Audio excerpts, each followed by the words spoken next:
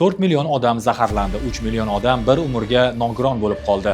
O'tgan asrning 60-70-yillari Vyetnam urushi davom etayotgandi. Urush bahonasida AQSh o'sha dahshatli tajribasini Vyetnam aholisini ustida amalga oshirdi.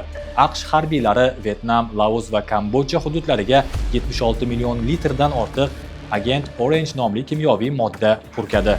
Rasmiy maqsad go'yoki o'rmonlarni yo'q qilish va partizanlarning yashirin yerlarini ochish edi. Ammo amalda bu modda millionlab gektar o'rmon va ekin maydonlarini zaharladi, suv va tuproqni yaroqsiz holga keltirdi.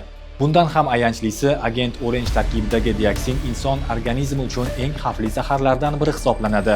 U saraton kasalliklari, tug'ma nuqsonlar va og'ir genetik o'zgarishlarga sabab bo'ldi. Uning oqibatlari urush tugaganidan keyin ham avlodlar taqdiriga ta'sir ko'rsatishda davom etdi. Vyetnam hukumati ma'lumotlariga ko'ra, ushbu kimyoviy hujum oqibatida 4 millionga yaqin kishi zaharlangan. 3 milliondan ortiq inson esa og'ir kasallik yoki nogironlik bilan yashashga majbur bo'lgan. AQShning bu qilmishi nafaqat urushga ta'sir o'tkazdi, balki kelajak avlod taqdirini ham yo'qqa chiqardi va hozirgacha Vyetnam aholisi tug'ma kasalliklar bilan kurashishga majbur bo'lmoqda. Endi savol: yer yuzidagi haqiqiy terroristlar kim? Muhim tarixiy ma'lumotlar uchun bizga obuna bo'ling.